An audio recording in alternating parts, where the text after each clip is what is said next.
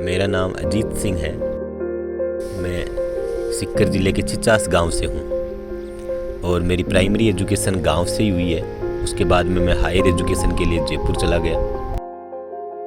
2013 में मैंने एमसीए पास किया बेंगलोर से, फिर जयपुर आया और यहाँ से आईटी कंपनी में स्टार्ट किया जॉब करना। और जैसे ही मेरे को वीकेंड पे टाइम मिलता थोड़ा थोड़ा, उसको मैं यूटिलाइज़ करता।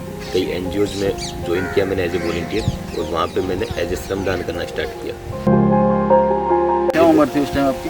उम्र थी मेरी ऐसे ही 25 के अराउंड। तो उस टाइम मन नहीं करता था कि जैसे वीकेंड पे आप ट्रस्ट ढूंढ रहे हो तो वीकेंड पे मैं मूवी देखने जाऊँ? नहीं, ऐसा मेरा कभी मन नहीं था। बचपन से ही मेरा समाज के प्रति कुछ करने का था। तो मैं वीकेंड पे गांव आया तो फिर मैंने देखा यहीं पे अपन एक टीम बनाते हैं और जो इन कोच के लिए हम काम करते हैं, सोशल कोच के लिए। फिर 2016 में हमने और यथार्थ वेलफेयर ट्रस्ट करके एक एनजीओ स्टार्ट किया। हमने 5 काम स्टार्ट किए, जिसमें बच्चों को पढ़ाना और पेड़ पौधे लगाना और साफ़ सफाई करना और पशु पक्षियों को, अगर कोई एक्सीडेंट इंजर्ड पशु पक्षी होते हैं उनकी अमना उनको ट्रीट करते थे क्वारंटाइन करके। जो वन विभाग या फॉरेस्ट डिपार्टमेंट के पास ले जा सकते थे उनको वहाँ पे ले जाते और जो यहीं पे हम क्वारंटाइन करके ठीक कर सकते उनको डॉक्टर से इलाज करवाते। 5-6 दिन क्वारंटाइन रखते उसको, उसके बाद में उनको फ्री कर देते थे। लंपी में भी काफ़ी काम किया। लंपी में भी हमने जो आवारा पशु है गाँव में, जो गाय हैं, नंदी और ये जो निराश्रित गोवंश है, इनके लिए हमने काम किया। उनको क्वारंटाइन करा, जिनको सेलेक्ट किया, जिनको लंपी बुखार की ऐसे सिम्टम्स हैं तो उनको क्वारंटाइन किया। डॉक्टर से पर्टिकुलरली है ना, हमने डेली बेसिस पे उनको ट्रीट करवाया सुबह शाम। और उसका रिजल्ट ये रहा कि जो हमने 15 से 20 गायें जो सेलेक्ट करी है जो लंपी बुखार से पीड़ित थी, उनमें से एक भी मतलब है ना एक्सपायर नहीं, सारी जीवित है। ये हमारा काफ़ी अच्छा अचीवमेंट है हमने, और उसकी वजह से वो ज़्यादा भी नहीं फैला गाँव में। और एक युवाओं को स्पोर्ट्स के प्रति मोटिवेट करते थे। नहीं नोटिस किया आप नंगे पैर रहते हो, ये कब से? ये जैसे हम 2016 से 19 तक कई सोशल कोज में हम काम करते रहे और ऐसे करते करते एक बार मैंने नासा की एक रिसर्च रिपोर्ट पढ़ी थी। तो उस रिसर्च रिपोर्ट में ये लिखा हुआ था कि शेखावाटी जो रीजन है, जिसका मैं खुद भी हूँ शेखावाटी से, और जो 4-5 डिस्ट्रिक्ट है इसमें, उसमें भूजल स्तर सबसे तेज़ी से गिर रहा है।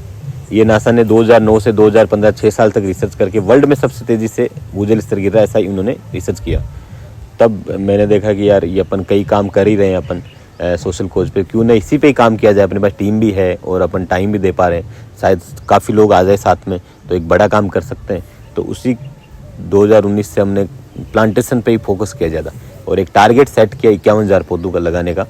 और इनिशियली हम लगाते गए, लेकिन वीकेंड पे मतलब है ना कभी ध्यान नहीं दे पा रहे थे उस टारगेट की तरफ।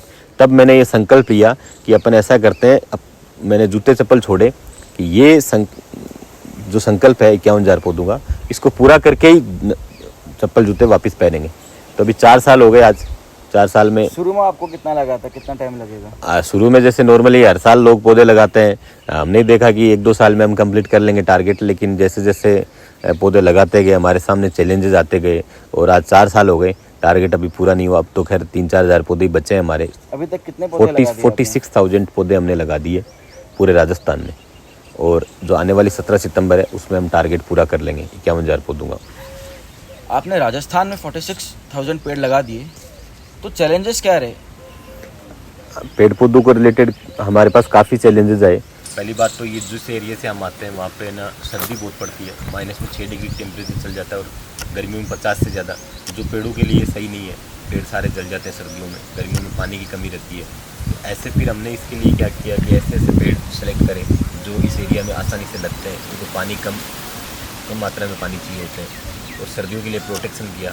एक चैलेंजेस ये था कि भाई ओपन जगह में हम लगाते हैं पौधे तो वहाँ पे उनको कोई भी पशु पक्षी उनको खा लेते हैं या इस तरीके से डिस्टर्ब करते हैं। तो अब है ना हमने प्रोटेक्शन की भी व्यवस्था इनिशियली नहीं थी, तो ऐसी जगह लगाए जहाँ पे प्रोटेक्ट पहले से ही थे।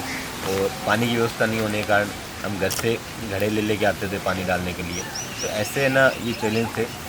हमने जब है ना पौधे स्टार्टिंग में लगाते गए, दूर दराज पूरे राजस्थान में लगाते गए, और उसके बाद में क्या हुआ कि ना पौधे हर साल ही नर्सरी में काफ़ी पौधे निकलते हैं, लोग लगाते भी हैं, और उतने पौधे सक्सेस नहीं हो पाते। हम ध्यान नहीं दे पाते, दोबारा एक बार लगा दिया जो मानसूनी सीजन में फिर नहीं दे। तो ऐसा मतलब हमारे साथ भी हुआ। लेकिन फिर उसके बाद में हमने क्या किया, हमने फोकस किया कि कुछ कम पौधे लगा लें लेकिन उनको सक्सेस करके दिखाएं ताकि वो एक रिजल्ट दे हमें। जैसे इसी जगह बैठे हैं, यहाँ पे 1000 से ज़्यादा पौधे लगाए हैं। ऐसे हमने कई 1000 पौधे लगाए हैं गांव-गांव में, जो सबसे बड़े हैं। तो ये शानदार रिजल्ट दे रहा है। इसको देख देख के आसपास के लोग भी ऐसे छोटे छोटे ऑक्सीजन पार्क या मिनी फॉरेस्ट तैयार कर रहे हैं टीम से मोटिवेट होकर। तो ये इसका हमें अच्छा रिजल्ट मिला, पॉजिटिव रिजल्ट 4-5 साल मेहनत करने के बाद। आपने शेखावटी की बात की, तो शेखावटी में क्या कंडीशन थी भूस्तर जल स्तर की? शेखावटी में ऐसे हालात हैं, जैसे एक तो नासा की रिपोर्ट तो खैर पढ़ी ही हमने, उसके बाद में सरकार ने बैन भी कर दिया था कि ट्यूबवेल वगैरह नए नहीं बनाने के लिए, क्योंकि हम पानी ज़मीन से निकाल रहे हैं, वापस रिसाइकल होने का कोई हमारे पास ऐसा नहीं है। तो जैसे गांव राजस्थान में अगर उदयपुर वाटी, नीम का थाना और ना अगर धोद वगैरह, नौसल वगैरह इधर देखें तो यहाँ पे ऐसी हालात है कि पानी जो खेतों में पहले लोग है ना खेती करते थे पानी से, वो आजकल एक फुहारा ही चलता है एक मोटर से। पहले जो 10-10, 15-15 फुहारे चलते थे, अभी एक 2-2 फुहारे ही चलते हैं।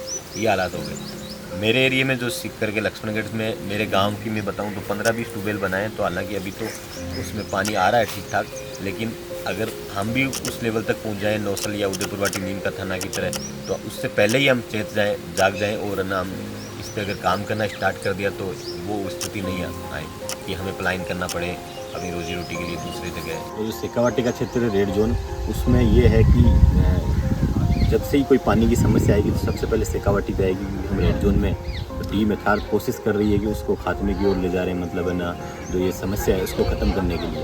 तो इसलिए ना आपसे सभी से निवेदन करूंगा, आप भी ऐसा काम करें तो टीम यथार्थ आपको फुल सपोर्ट करेगी। अगर आप भी टीम यथार्थ को सपोर्ट करें इस तरीके से और साथ में हम मिलके एक बड़ा काम करें पर्यावरण के प्रति।